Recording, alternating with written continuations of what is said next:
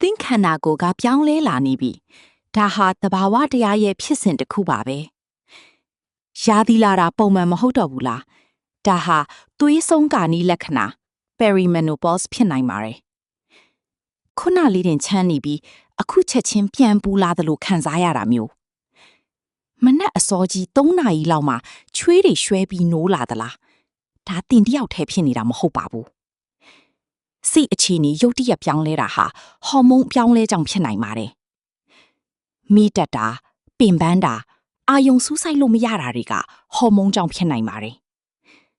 သွေးဆုံးတာဟာလိမ်မိုင်းဆိုင်ရာဆက်ဆံရေးပေါ်မှာလည်းတက်ရောက်မှုရှိနိုင်ပါတယ်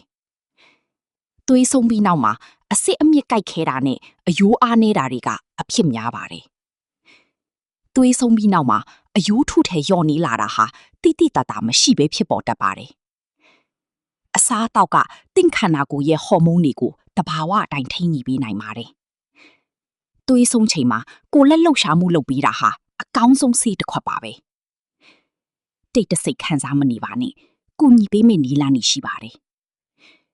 သွေးဆုံးပြီးနောက်မှပြန်ပြီးသွေးဆင်းတာဟာဘလို့မှပုံမှန်မဟုတ်ပါဘူးချက်ချင်းဆရာဝန်ပြပါသွေးဆုံးတာဟာအရာအလုံးရဲ့အဆုံးသတ်မဟုတ်ပါဘူးဒါဟာဘဝတစ်တစ်ခုရဲ့အစပါ